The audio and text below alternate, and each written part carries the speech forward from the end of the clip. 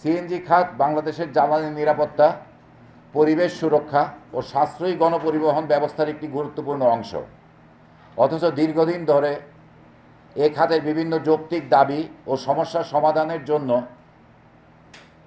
সরকারের সংশ্লিষ্ট দপ্তরসমূহে বারংবার যোগাযোগ ও আলোচনা এবং একাধিক কমিটির সুপারিশ থাকা সত্ত্বেও অধিকাংশ বিষয়ে আজও আমরা বাস্তবায়ন করতে পারিনি।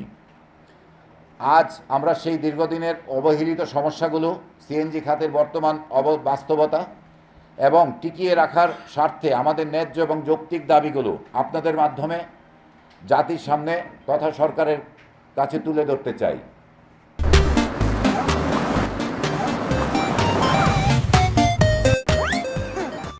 প্রিয় বন্ধুরা, আপনারা জানেন সিএনজি স্টেশনের মালিকগণ তাদের বিভিন্ন দাবি দেওয়া নিয়ে বারবার সরকারের বিভিন্ন মহলে যোগাযোগ করে ব্যর্থ হয়ে গত 2013 সালের জুলাই মাসে সারা দেশের সকল সিএনজি স্টেশনসমূহে ধর্মঘটে যায়। ফলশ্রুতিতে 5 জুলাই তারিখে সাবেক প্রধানমন্ত্রীর জ্বালানি উপদেষ্টা ও জ্বালানি সচিবের আহ্বানে আমরা পেট্রোবাংলার চেয়ারম্যানের অফিসে একটি সমঝোতা সভায় বসি এবং অধিকাংশ দাবির বিষয়ে সকলেই একমত পোষণ করেন। তৎকালীন জ্বালানি উপদেষ্টা মহোদয় অ্যাসোসিয়েশনের বিভিন্ন দাবিসমূহের যৌক্তিকতা বিশ্লেষণ ও সুপারিশ প্রণয়নের জন্য জ্বালানি মন্ত্রণালয়কে একটি উচ্চ পর্যায়ের কমিটি গঠনের নির্দেশনা প্রদান করেন। পরবর্তীতে 29/7/2013 তারিখে জ্বালানি মন্ত্রণালয়ের অতিরিক্ত সচিবের নেতৃত্বে পেট্রোবাংলা সহ সকল স্টেক হোল্ডারদের নিয়ে একটি কমিটি গঠিত হয়। উক্ত কমিটি দফায় দফায় বৈঠক করে অ্যাসোসিয়েশনের বিভিন্ন যৌক্তিক দাবিসমূহের চুলছেরা বিশ্লেষণ করে 31/12/2013 তারিখে সুপারিশ সহ প্রতিবেদন দাখিল করেন এবং তা বাস্তবায়নের জন্য চেয়ারম্যান পেট্রোবাংলাকে অনুরোধ করেন। এখানে সূত্রটি আমরা উল্লেখ করেছি। জ্বালানি মন্ত্রণালয়ের সুপারিশসমূহ বাস্তবায়নের লক্ষ্যে সরকারের বিভিন্ন দপ্তরে বারংবার যোগাযোগ করেও উল্লেখিত সুপারিশসমূহ বাস্তবায়ন না হওয়ায় পরবর্তীতে একই দাবিতে পুনরায় আমরা 30 অক্টোবর 2016 তারিখে ধর্মঘট আহ্বান করি। ধর্মঘট আহ্বানের ফলে সড়ক পরিবহন ও সেতু মন্ত্রণালয়ের তৎকালীন মন্ত্রী এবং জ্বালানি, বিদ্যুৎ ও খনিজ সম্পদ মন্ত্রণালয়ের তৎকালীন প্রতিমন্ত্রী মহোদয়ের আশ্বাসে 29 অক্টোবর 2016 তারিখে উক্ত ধর্মঘট প্রত্যাহার করা হয়। সেই সাথে আমাদের সকল দাবি দেওয়া খুব দ্রুত বাস্তবায়ন করার লক্ষ্যে সড়ক পরিবহন ও সেতু মন্ত্রণালয়ের তৎকালীন অতিরিক্ত সচিব উন্নয়নকে আহ্বায়ক করে একটি এবং বিদ্যুৎ, জ্বালানি ও খনিজ সম্পদ মন্ত্রণালয়ের অতিরিক্ত সচিব প্রশাসন ও অপারেশনকে আহ্বায়ক করে একটি মোট 2টি কমিটি গঠন করা হয়। বিদ্যুৎ, জ্বালানি ও খনিজ সম্পদ মন্ত্রণালয় কর্তৃক গঠিত কমিটি আমাদের দাবি দেওয়ার বিষয়ে বেশ কয়েকটি সভা করে 15/6/2017 তারিখে তাদের সুপারিশ প্রদান করে এবং তা বাস্তবায়নের জন্য চেয়ারম্যান BERC-কে অনুরোধ করেন। সূত্র উল্লেখ করা হয়েছে। কিন্তু অত্যন্ত দুঃখের বিষয়, তা অদ্যাবধি বাস্তবায়িত হয়নি। গত 5 আগস্ট 2024 সরকার পরিবর্তনের পরও এই বিষয়সমূহ সমাধানের জন্য সরকারের জ্বালানি বিভাগে বারংবার ধর্ণা দেওয়ার পরেও কোনো পদক্ষেপ গ্রহণ না করায় 12 মার্চ 2025 তারিখে BERC চেয়ারম্যান বরাবর গণশুনানি আয়োজনের আবেদন করি। সূত্রটি উল্লেখ করা হয়েছে। এই প্রেক্ষিতে BERC এর চাহিদা অনুযায়ী বিভিন্ন রকম তথ্য উপাত্ত আমরা জমা প্রদান করি। কিন্তু অত্যন্ত দুঃখের সঙ্গে জানাচ্ছি যে লাইসেন্সি হিসাবে সিএনজি স্টেশনের স্বার্থসমূহ অক্ষুণ্ণ রাখার বিষয়ে BERC কোনো পদক্ষেপই গ্রহণ করেনি। যদিও BERC-র একটি দায়িত্বের ভিতরে ছিল যে লাইসেন্সির স্বার্থ সংরক্ষণ করা, অথচ সিএনজি স্টেশনসমূহকে প্রতি বছর মোটা অঙ্কের লাইসেন্স ফি দিয়ে BERC লাইসেন্স নবায়ন করতে হচ্ছে। লাইসেন্সি হিসাবে সিএনজি স্টেশনসমূহের স্বার্থ রক্ষা করা কি BERC-র দায়িত্বের মধ্যে পড়ে না? প্রিয় সাংবাদিক ভাই ও বোনেরা, আপনারা জানেন সিএনজি উৎপাদনে বিদ্যুৎ একটি অন্যতম উপাদান হিসাবে ব্যবহৃত হয়। বিগত 2015 সাল হতে সরকার কর্তৃক বিদ্যুতের মূল্য 7 দফা বৃদ্ধি করা হলেও সিএনজি স্টেশনের মালিকদের মার্জিন বিদ্যুতের মূল্যের সাথে সমন্বয় করা হয়নি। অন্যান্য খাতে বিদ্যুতের মূল্য বৃদ্ধি পেলে সেই খাত তাদের উৎপাদিত পণ্যের মূল্য বৃদ্ধি করে মুনাফা ঠিক রাখে, কিন্তু সিএনজির ক্ষেত্রে সরকারিভাবে ক্রয় এবং বিক্রয় মূল্য নির্ধারিত থাকায় বর্ধিত উৎপাদন খরচ বিক্রয় মূল্যের সাথে সংযোজন করা সম্ভব হয় না। মার্জিন সমন্বয়ের জন্য আমরা বারবার সরকারের বিভিন্ন পর্যায়ে দাবি জানাই আসছি। সরকারের বিভিন্ন পর্যায় থেকে আশ্বস্ত করা হলেও তা অদ্যাবধি বাস্তবায়িত হয়নি, বরং প্রতিনিয়ত বেড়েই চলছে বিদ্যুতের দাম। তাই আমরা চাই বিদ্যুতের মূল্য বৃদ্ধির সাথে সাথে সিএনজি উৎপাদনে বর্ধিত বিদ্যুতের মূল্য স্টেশন মালিকদের মার্জিনের সাথে সমন্বয় করা হোক।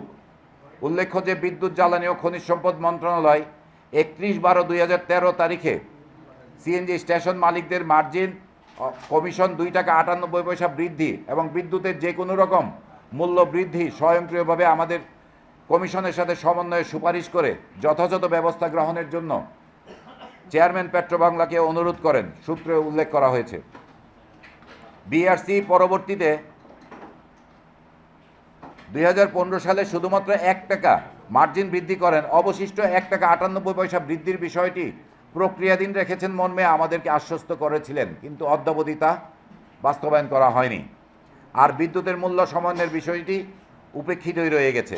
জ্বালানি বিভাগ কর্তৃক গঠিত কমিটির সুপারিশকৃত 1 টাকা 98 পয়সা বর্তমান বাজার বিবেচনা, মুদ্রাস্ফীতি, বৈদেশিক মুদ্রার বিনিময় হার এর আলোকে 3 টাকা 50 পয়সার বেশি হয়ে দাঁড়িয়েছে।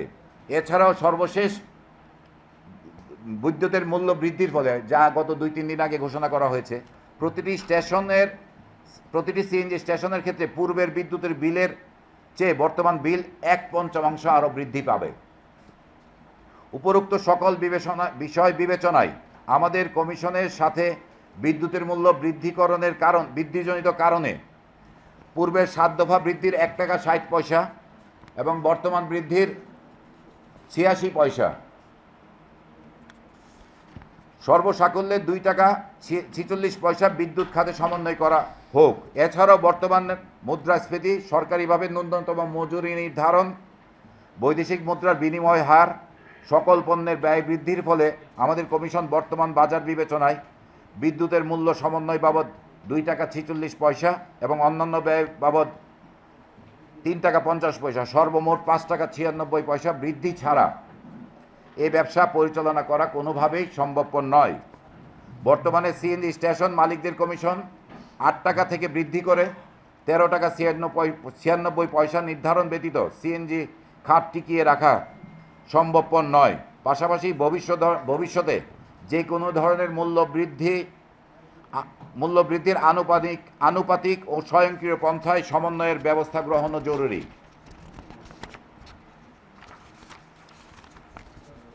স্টেশন মালিকগণকে সহজের জায়গা ও সংযোগ সড়কের ইজারা ফি, যাবতীয় লাইসেন্স সমূহের নবায়ন ফি, মেশিন রক্ষণাবেক্ষণ ব্যয়, কর্মচারীদের বেতন বোনাস, ব্যাংক গ্যারান্টির কমিশন ও সুদ, ক্রমবর্ধমান মুদ্রাস্ফীতি, সরকার কর্তৃক ন্যূনতম মজুরি নির্ধারণ, ডলারের মূল্য বৃদ্ধিজনিত যন্ত্রাংশের অস্বাভাবিক মূল্য বৃদ্ধি ইত্যাদি সকল বিষয় বিবেচনায়